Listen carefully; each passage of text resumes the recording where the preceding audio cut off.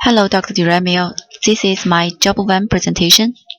I hope this is my last time recording. I really learned a lot while preparing this voice-over presentation.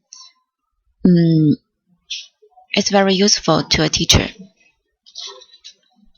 So the article I focus on is from the old edition Job 1. The title is Playing It Safe or Being Real. Subtitle is Integrating a Disability and a Profession. So we can say a disability here means the students with disabilities, and the profession, of course, it means student service professionals. Outline of the story. The author of the story is a woman with cerebral palsy. That's actually the point which caught me at the very beginning, because the author of the story is also a woman with a kind of brain injuries.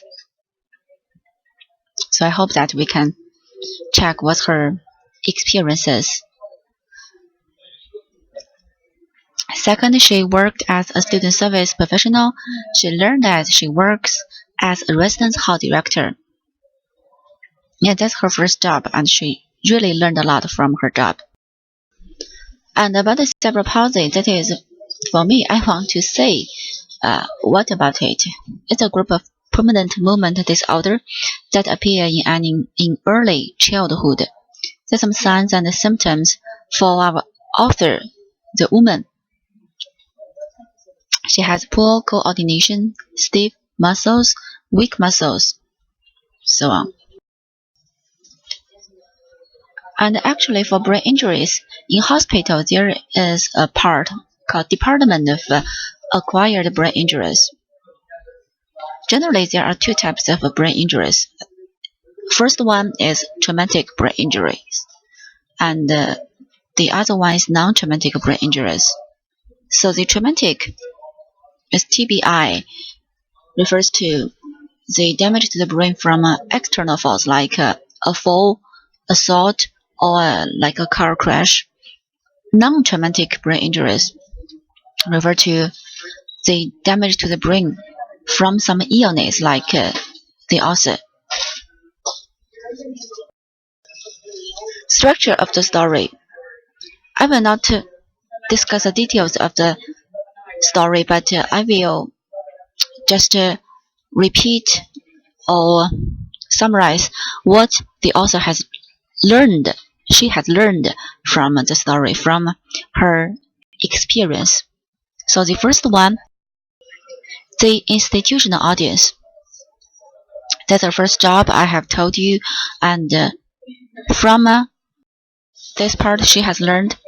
The last sentence, I was a new professional who carried the responsibility of being a disability educator both for myself and for those around me. To the author, she thought that the idea of students with disability to her colleagues are a small number or a finite number issue. It's not for most people, so they are not easily to think of for the, we can say, accommodations for the students with disabilities. But as her, she is a woman with disabilities, so she can think of the students of disabilities easily. So both for herself and for those around her.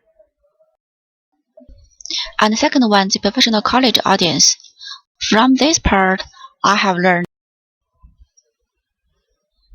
So we can see second sentence. My colleagues' reaction to my climbing wall experience taught me that true support comes from recognizing and engaging in an individual struggle or mystery. For students with disabilities, their disabilities are different.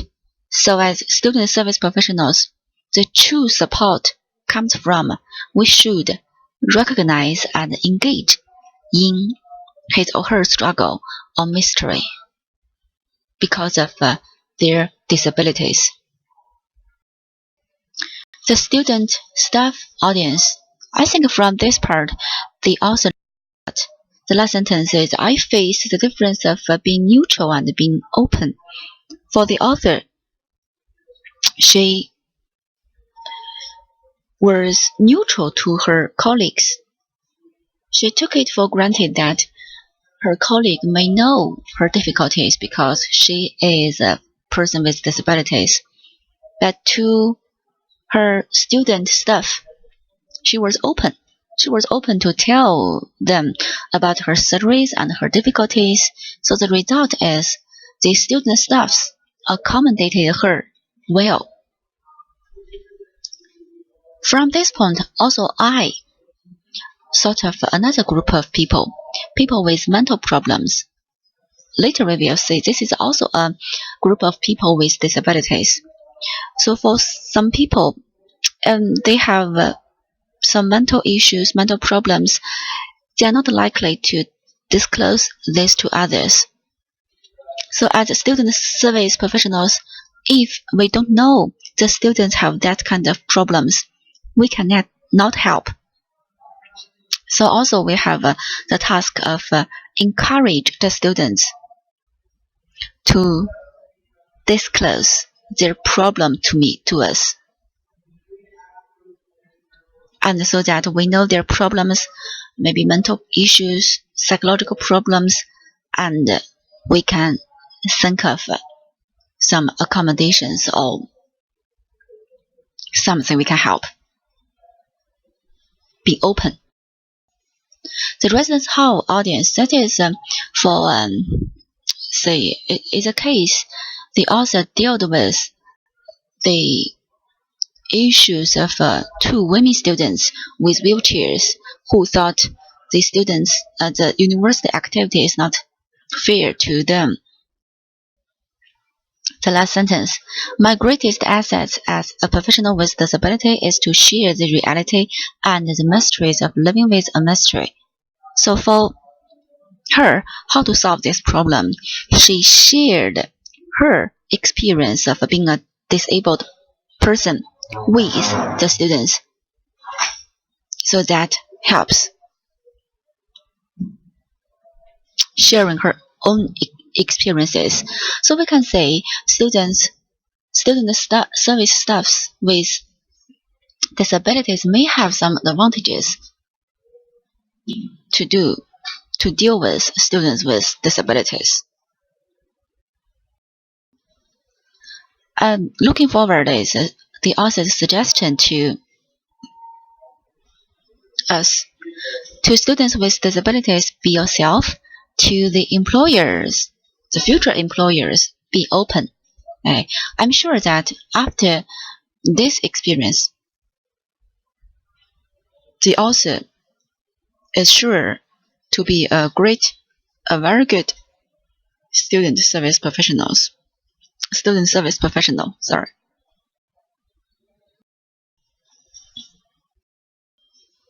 So we can say the types of disability. It has many different types, and I summarize it into these 3 columns. The 3 columns include physical problems, mental problems, others. We can say the physical problems are the disabilities which are easily to be noticed, and the mental problems are the problems which are not so easy to be noticed, and others, we call it non-visible disabilities. So it's we cannot notice them because of some illness. They have some difficulties in their everyday life. And we can see the numbers of disabilities from 1999 is a little old statistics. For the students with disabilities, we can say the learning disability has accounted a larger percentage, and this a little comparatively old statistics, and we will have some new later. So we will have 2 groups of students with disabilities to discuss today. First group is students with disabilities, physical disabilities, and another one is students with learning disabilities. About the physical disability,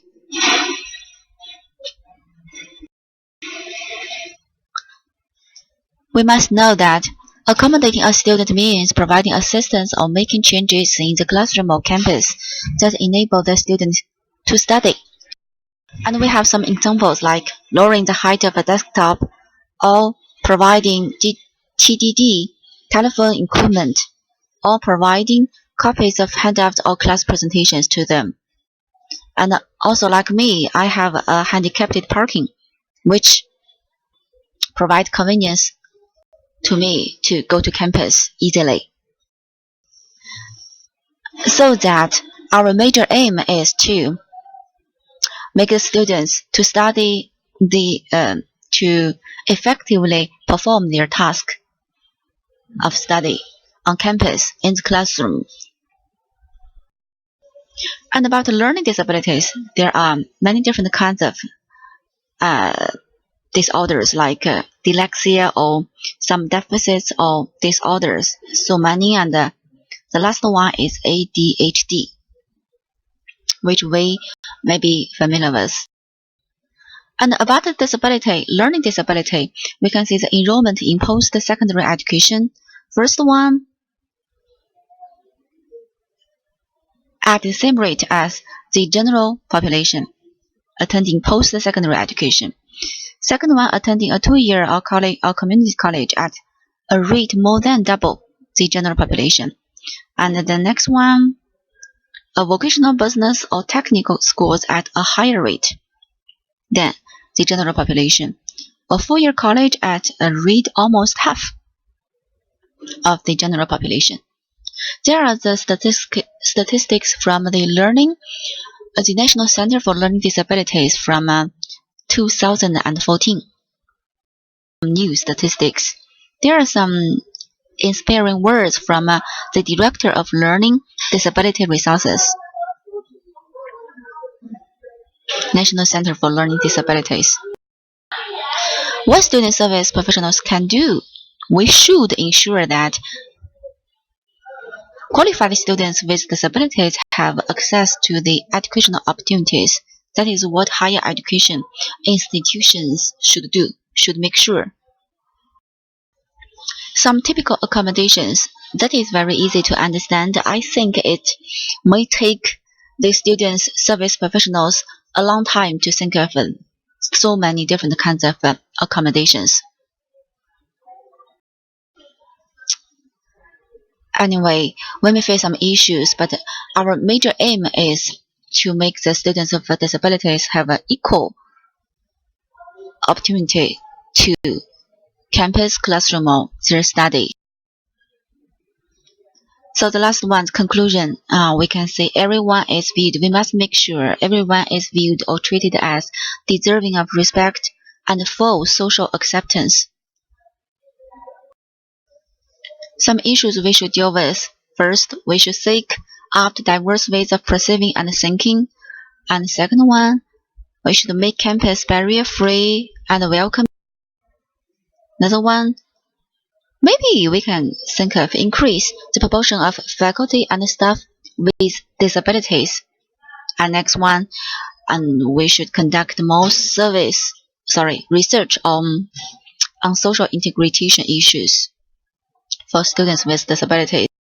And the last one, we should raise the awareness of these issues broadly by publishing research articles or advocacy pieces in academic journals. So, there are some issues higher institutions we should do. These are the references. Patience. Thank you.